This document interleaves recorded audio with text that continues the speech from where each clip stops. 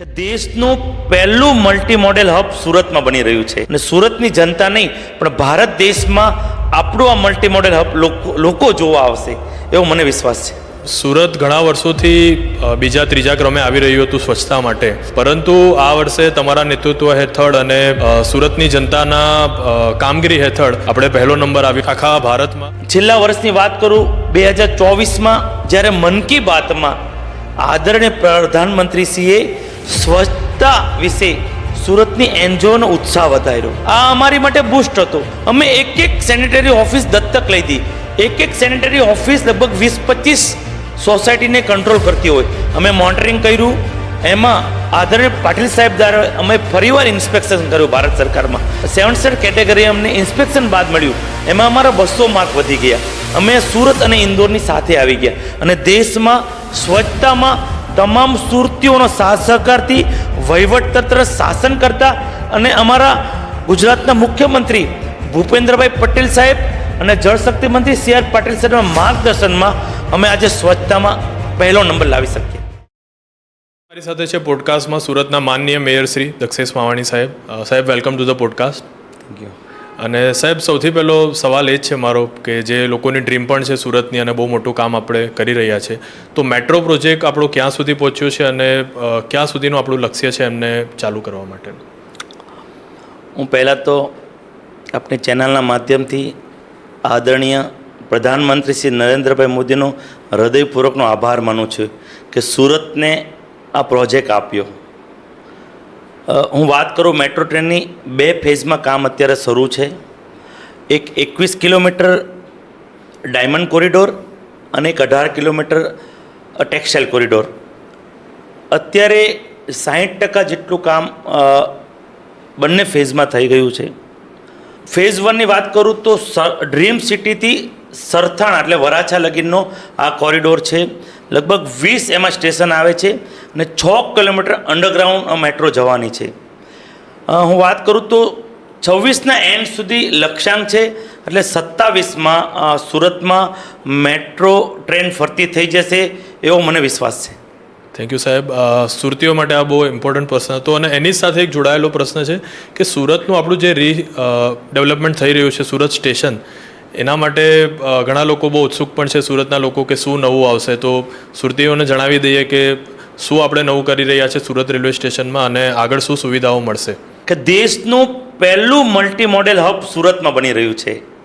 આની વિશેષતા એ છે કે એક જ જગ્યાએ તમને ગુજરાત સરકારની બસ ગુજરાતમાં પણ ક્યાંય જવું હોય, સુરતમાં કોઈ બહારથી આવે અને એને BRTS બસમાં જવું હોય તે પણ એક જ જગ્યાએથી, કોઈને ટેક્સી બાંધવી હોય, કોઈને રિક્ષા બાંધવી હોય, એક જ સ્થળથી બધું જ અવેલેબલ થવાવાળું ગુજરાતનું પહેલું મલ્ટી મોડેલ હબ છે.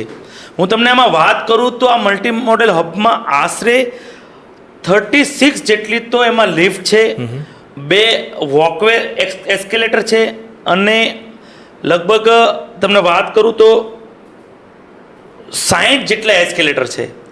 એટલે રોજનું અત્યારની વાત કરું તો 2.5 લાખ લોકો અત્યારે સુરત રેલવે સ્ટેશનનો લાભ લઈ રહ્યા છે અવર જવર, પણ આવનાર સમયમાં 5-6 લાખ લોકો એક જ સ્થળેથી અવર જવર કરીએ કે એવું દેશનું પહેલું મલ્ટી મોડેલ હબ છે. અને એ પણ મારા હિસાબે 2027માં તેનો લક્ષ્યાંક છે કે સંપૂર્ણ કમ્પ્લીટ થઈ જાય અને સુરતની જનતા નહીં પણ ભારત દેશમાં આપણું આ મલ્ટી મોડેલ હબ લોકો જોવા આવશે એવો મને વિશ્વાસ છે. સાહેબ, સુરતમાં એટલા નવા પ્રોજેક્ટ ચાલી રહ્યા છે અને મારો પાછો ક્વેશ્ચન એક અપકમિંગ પ્રોજેક્ટ્સ માટે જ છે. ડુમસ સી ફેઝ પ્રોજેક્ટ સુરતીઓ માટેનું સૌથી બેસ્ટ તમે કહી શકો લોકેશન ફરવા માટેનું, બધાની યાદો જોડાયેલી છે. એના વિશે તમે શું કહેશો? શું નવી સુવિધાઓ ડુમસ સી પ્રોજેક્ટમાં લોકોને એન્જોય કરવા માટે મળશે? આજે હું તમને છેલ્લા 40-50 વર્ષની વાત કરું તો જે ફેમિલીમાં હશે, એના પપ્પા હશે ને દાદા હશે, એ તમને એક જ સ્થળે લઈ ગયા હશે કે ડુમસ.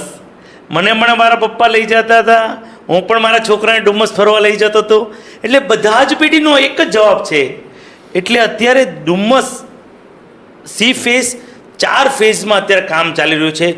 2 ફેઝનું ઇનોગ્રેશન આ વર્ષે થઈ જશે. એટલે કુલ 700 કરોડના ખર્ચે આખો ડુમસ ફેઝનો વિકાસ થઈ રહ્યો છે. આવનાર સમયમાં દક્ષિણ ગુજરાતનું પર્યટન સ્થળ તરીકે વિકસશે અને તમામ સુરતીઓ જે અત્યાર સુધી એનો પપ્પા અને દાદા સાથે આવ્યા હશે, પણ નવું જનરેશનને એક નવું ડુમસનો સ્વાદ મળશે એવું મારું મંતવ્ય છે. ફેઝ 1 ઇનોગ્રેશન થઈ ગયું છે. ફેઝ 2 સપ્ટેમ્બરમાં સુરતની જનતાને અમે લોકો સમર્પિત કરવા જઈ રહ્યા છીએ. ઓકે. અને સાહેબ, સુરત ઘણા વર્ષોથી બીજા ત્રીજા ક્રમે આવી રહ્યું હતું સ્વચ્છતા માટે, પરંતુ આ વર્ષે તમારા નેતૃત્વ હેઠળ અને સુરતની જનતાના કામગીરી હેઠળ આપણે પહેલો નંબર આવ્યો આખા ભારતમાં સ્વચ્છતા ક્રમાંક પર. એ વિશે તમારે શું કહેવું છે સુરતીઓ માટે અને આપણા એસએમસીના અધિકારીઓ અને બધા આપણા વ્યક્તિઓ માટે જેમણે આના માટે યોગદાન આપ્યું છે? સ્વચ્છતાની વાત કરું તો મારા એકલાના નેતૃત્વમાં એવોર્ડ નથી આવ્યો. હું છેલ્લા 30 વર્ષની તમને આ બાબતે વાત કરીશ. કારણ કે પ્લેગ આવ્યો ત્યારે સુરત આખા દેશનું ગંદામાં ગંદુ સિટી તરીકે આપને સૌને લોકો ઓળખતા હતા. અને ત્યારે સુરતમાંથી લોકો પોતાની રોજગારી માટે જે આવ્યા હતા ત્યારે સુરત લોકો છોડીને બીજા સિટીમાં ડાયવર્ટ થતા હતા. હું તમને વાત કરું, 1995માં ભારતીય જનતા પાર્ટી સુરત મહાનગરપાલિકામાં રાજ્ય સરકારમાં આવી. ત્યાર પછી આખા દેશની અંદર રાત્રિ સફાઈની કોઈ સિટીમાં શરૂઆત થઈ હોય તો આખા દેશમાં સુરત મહાનગરપાલિકામાં થઈ છે. હું તમને એનીથી આગળ વાત કરું, 2006ની વાત કરું તો સુરત આખું પૂરમાં ડૂબ્યું હતું. લગભગ 80% જેટલું સુરત ડૂબ્યું હતું. સ્વચ્છતાનો બીજ ક્યારે રોપાણો એની હું તમને વાત કરું. રોપાણો સુરતમાં 80% સુરત પૂરમાં હતું. ત્યારે તત્કાલીન મુખ્યમંત્રી અને આજના વડાપ્રધાન નરેન્દ્રભાઈ મોદી 3 દિવસ માટે જેમ જેમ પાણી ઉતરતું હતું તેમ ભયંકર બીમારી આવવાની સંભાવના હતી. પણ આદરણીય તે વખતે નરેન્દ્રભાઈ મોદી સાહેબે સુરતમાં 3 દિવસ સુધી રહી ગુજરાતની તમામ તંત્ર સામગ્રીથી આખું સુરતને સફાઈ કરી. એ બીજ ત્યારે રોપાણું હતું. ત્યાર પછીની વાત કરું તો ડોર ટુ ડોર ગાર્બેજની શરૂઆત આખા દેશમાં કોઈ સિટીએ કરી હોય તો તે સુરત મહાનગરપાલિકાએ કરી હતી. આ બધા પેરામીટરની વાત કરું, રાત્રિ સફાઈ, ડોર ટુ ડોર ગાર્બેજ, અને આદરણીય નરેન્દ્રભાઈ મોદી 2014માં વડાપ્રધાન બન્યા ત્યારે સ્વચ્છ ભારત મિશનની શરૂઆત થઈ અને તેમાં સુરતે પાર્ટિસિપેટ કર્યું. એમાં બીજો ત્રીજો નંબર છેલ્લા 10 વર્ષમાં સુરત મહાનગરપાલિકા ઇન્દોર સાથે કમ્પેર થઈ હતી. અમારી 80 લાખની પોપ્યુલેશન, ઇન્દોરની 35 લાખની પોપ્યુલેશન, એ બંનેની કમ્પેરિઝન થતી હતી. 80 લાખ અને 35 લાખની હકીકત તો કમ્પેરિઝન ન થવી જોઈએ, પણ એવા કોઈ પેરામીટર નહોતા. પણ છેલ્લા વર્ષની વાત કરું, 2024માં જ્યારે મન કી બાતમાં આદરણીય પ્રધાનમંત્રીશ્રીએ સ્વચ્છતા વિશે સુરતની એનજીઓનો ઉત્સાહ વધાર્યો. આ અમારી માટે બૂસ્ટ હતું.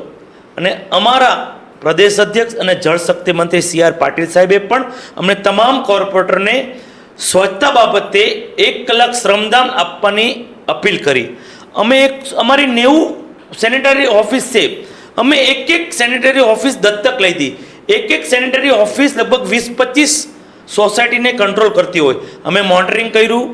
એમાં આદરણીય પાટીલ સાહેબ દ્વારા અમે ફરીવાર ઇન્સ્પેક્શન કર્યું ભારત સરકારમાં, અને ત્યારે અમારે 7 સ્ટાર કેટેગરી અમને ઇન્સ્પેક્શન બાદ મળ્યું. એટલે ગાર્બેજ ફ્રી સિટી તરીકે 7 સ્ટાર કેટેગરીમાં સુરત સ્થાન મળ્યું. એમાં અમારા 200 માર્ક વધી ગયા. અમે સુરત અને ઇન્દોરની સાથે આવી ગયા અને દેશમાં સ્વચ્છતામાં તમામ સુરતીઓનો સાથ સહકારથી વહીવટતંત્ર શાસન કરતા અને અમારા ગુજરાતના મુખ્યમંત્રી ભૂપેન્દ્રભાઈ પટેલ સાહેબ અને જળશક્તિ મંત્રી CR પાટીલ સાહેબના માર્ગદર્શનમાં અમે આજે સ્વચ્છતામાં પહેલો નંબર લાવી શકીએ. અને બધા સુરતીઓને બહુ પ્રાઉડ છે આ બાબતે સાહેબ. એવું કહીશ કે સુરતને મોડલ મ્યુનિસિપલ સિટી તરીકે હવે ઓળખવામાં આવે છે. માત્ર ભારતમાં નહીં પરંતુ વિશ્વમાં પણ સુરતની એક આગવી ઓળખાણ ઊભી થઈ છે. રિસન્ટલી તમે બ્રાઝિલમાં C40 સમિટ હતી મેયરોની, એમાં તમે વિઝિટ પર ગયા હતા અને ત્યાંના મેયરો એક બાબતથી બહુ ઇમ્પ્રેસ થયા હતા. તો એ કઈ બાબત હતી જેના કારણે લોકોને એક અલગ અનુભવ થયો સુરત વિશે? C40માં સુરતને સ્થાન મળ્યું એ આપણા સૌ માટે ગર્વ લે જેવી વાત છે. વિશ્વના 40 સિટીના મેયર અને એમાં સુરત આખા દેશમાં પહેલીવાર આપણે સ્થાન મળ્યું હતું. હું તમને વાત કરું તો મારી 3.5 મિનિટની સ્પીચ હતી વિશ્વના મેયરની સામે, પણ એક વાત 8-9 મેયરને બહુ ગમી. પેરિસના મેયર, સિંગાપુરના મેયર અને બીજા 10 સિટીના મેયરે જ્યારે કાર્યક્રમ પૂરો થયો ત્યારે મને એક વાતને એને અભિનંદન આપ્યા. વિશ્વમાં ડ્રેનેજનું પાણી રિસાયકલ કરીને રેવન્યુ જનરેટ કરતું કોઈ સિટી હોય તો એ સુરત મહાનગરપાલિકા છે. ત્યારે પેરિસના મેયરે મને એમ કીધું કે જ્યારે પાણીની તંગી વિશ્વમાં આવશે અને ડ્રેનેજનું પાણી રિસાયકલ કરવાનું લેવાનું આવશે તે સમયે તો તમારું સિટી ઘણું આગળ નીકળી ગયું હશે, તમે તેમાં PhD કરી લીધી હશે. એટલે તમામ સુરતીઓને આ ડ્રેનેજનું પાણી રિસાયકલ કરીને અત્યારે 150 કરોડ જેટલી અમે રેવન્યુ આપણે સુરત રેવન્યુ જનરેટ કરી રહ્યા છીએ, એ આપણા સૌ સુરતીઓ માટે ગર્વ લેવી જેવી વાત છે. આવનાર સમયમાં બીજી 3-4 કંપનીએ 200 mld ડ્રેનેજનું પાણી રિસાયકલ કરીને આપણી પાસે માંગ્યું છે. જો આવનાર સમયમાં આવનારમાં શક્ય થશે તો આ રેવન્યુ જનરેટ 400-500 કરોડનું ડ્રેનેજનું પાણીની વેચીને કોઈ સિટી કામ કરતું હોય તો એ સુરત મહાનગરપાલિકા હશે.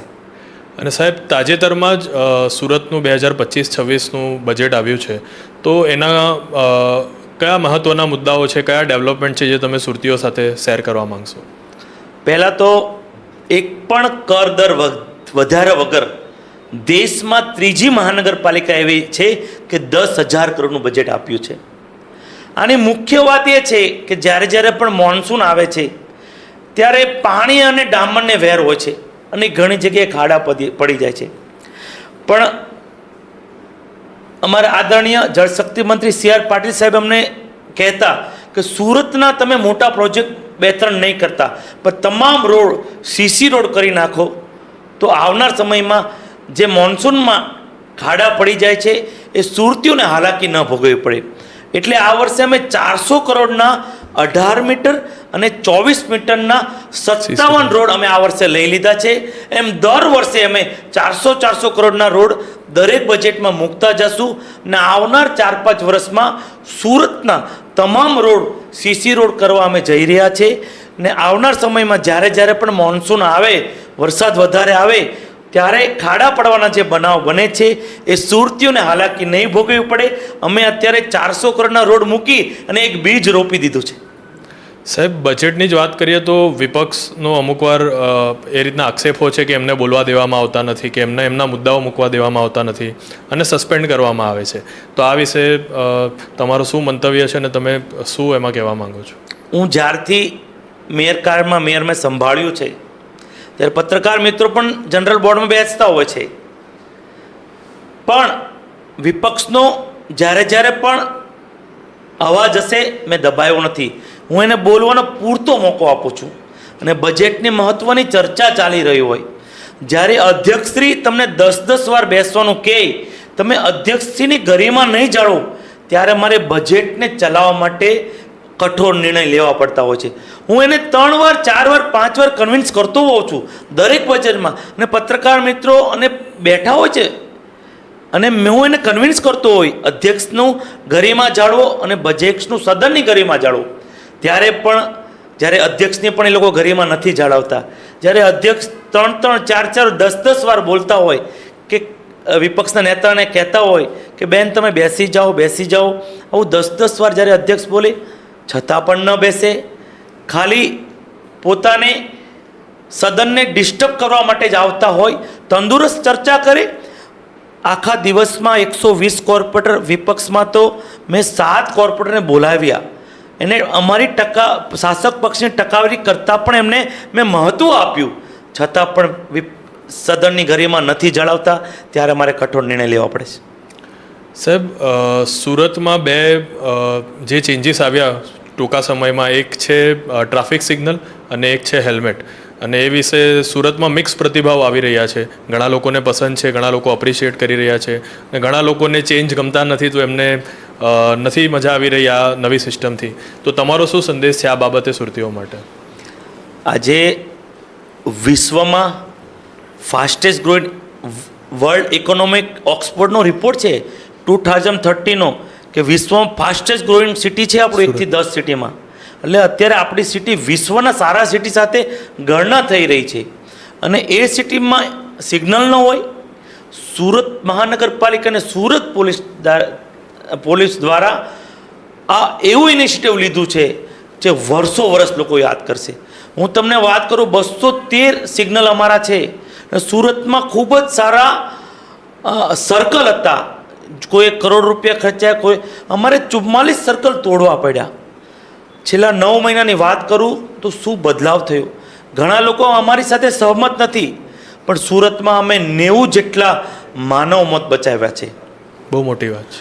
અને રોજની સુરત પોલીસ દ્વારા અમને કહેવામાં આવ્યું કે રોજની 300 અરજી એવી થતી હતી. કોઈ બેનનો મોબાઈલ ચોરાઈ ગયો હોય, કોઈનું ચેન સ્નેચિંગ થયું હોય. અને 2 સુરતીનો તાસીર છે. બંને સુરતીઓ ઝઘડો કરશે, બંનેને એક્સિડન્ટમાં કંઈ વાગ્યું ન હશે, એકબીજાની ગાડી અથડાઈ હશે, પણ બંને જણા પોલીસમાં જઈને અરજી કરશે એકબીજા વિશે. આવી 300 અરજી રોજ સુરત પોલીસમાં થતી હતી. મને કહેતા આનંદ થાય છે, એ અરજીની ટકાવારી કરીએ તો અત્યારે 10% થઈ ગઈ. રોજની 30-35 અરજી આવે છે. પણ છેલ્લા 9 મહિનામાં જે એક્સિડન્ટના મોત થયા એની વાત કરું, મગજની ઈજાના હિસાબે મોત થયા.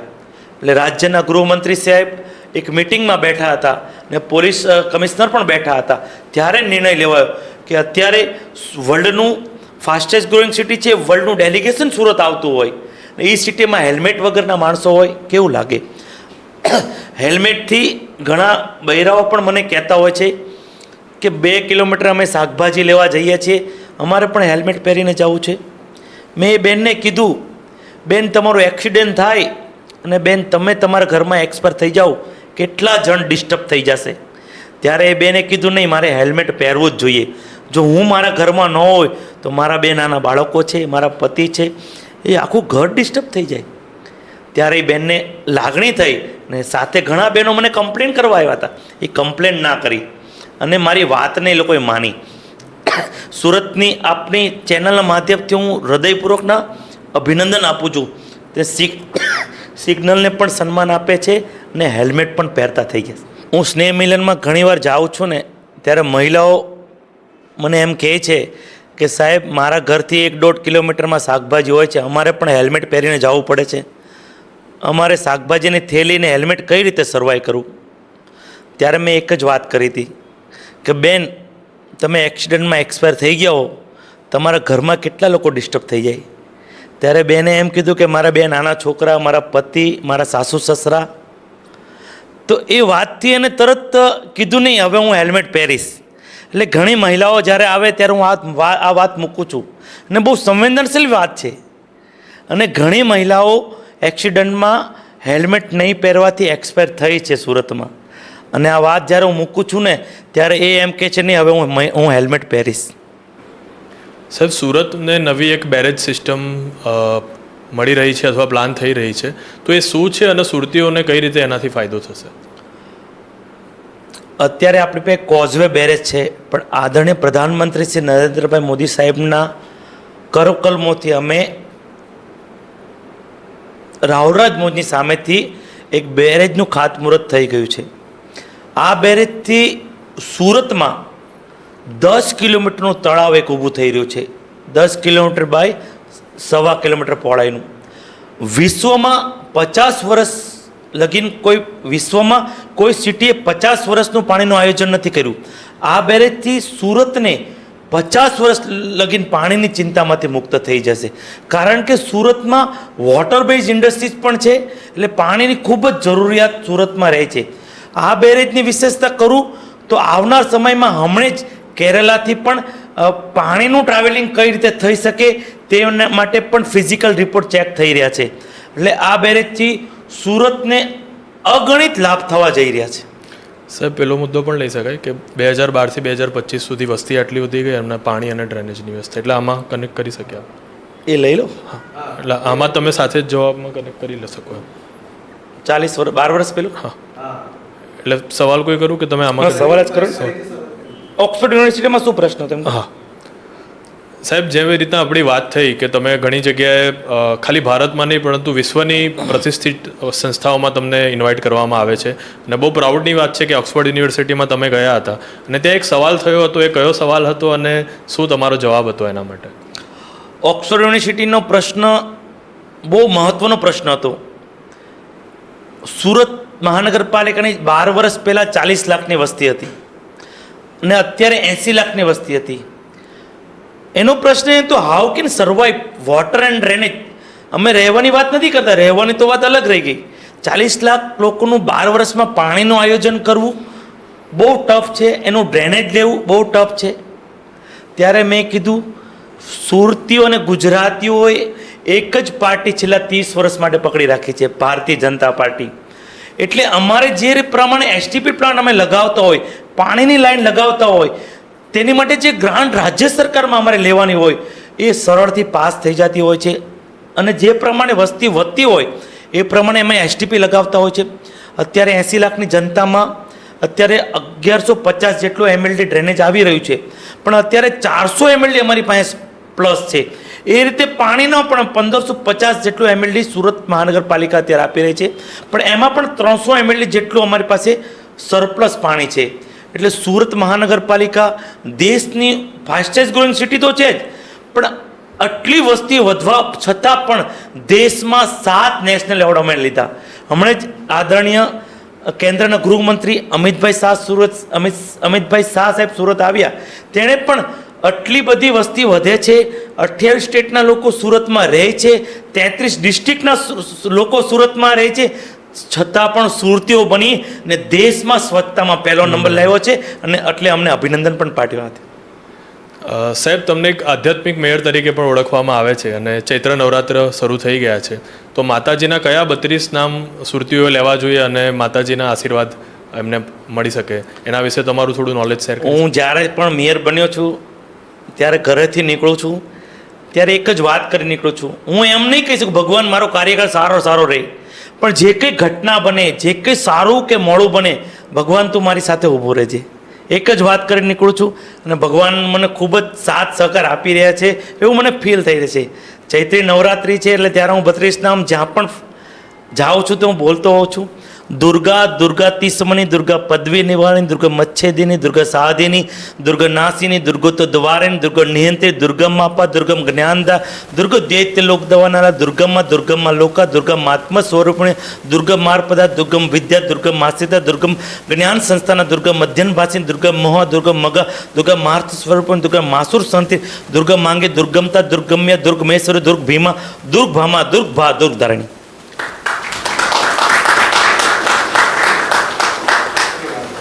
સાહેબ, સુરતના પ્રતિનિધિ તરીકે અને અમારા સુરત અપડેટના માધ્યમથી તમે સુરતીઓને શું સંદેશ પાઠવવા માંગો છો? હું તમામ સુરતીઓને અત્યારે સ્વચ્છતામાં આખા દેશમાં પહેલો નંબર છે, આપણે સ્વચ્છતાના આગ્રહી બનવું જોઈએ. દેશ સેવા કે રાષ્ટ્ર સેવા ઘરથી જ શરૂ કરવી જોઈએ. એક સાચા નાગરિક આપણે બનવું જોઈએ. જ્યાં ત્યાં કચરો નહીં નાખવાનો. આપણે ગાડીમાં હોય તો ઘણા ગાડીની બહાર નાખે, નાની હોય ડસ્ટબિન ગાડીમાં બી રાખવી જોઈએ. જ્યાં ત્યાં આપણે થૂક્યા કરીએ છીએ એ થૂકવું ન જોઈએ. અને અત્યારે આદરણીય જળસંચય મંત્રી CR પાટીલ સાહેબ રેન હાર્વેસ્ટિંગનું એક અભિયાન ચલાવી રહ્યા છે. જો તમારા ઘરમાં વરસાદનું પાણી તમે ઘરમાં જ નીચે ઉતારી દો તો આવનાર સમયમાં સુરત વિશ્વમાં બધા ક્ષેત્રે ટોપ પર છે. જળ સંચય કરવામાં પણ આપણે ફર્સ્ટ રહેશું.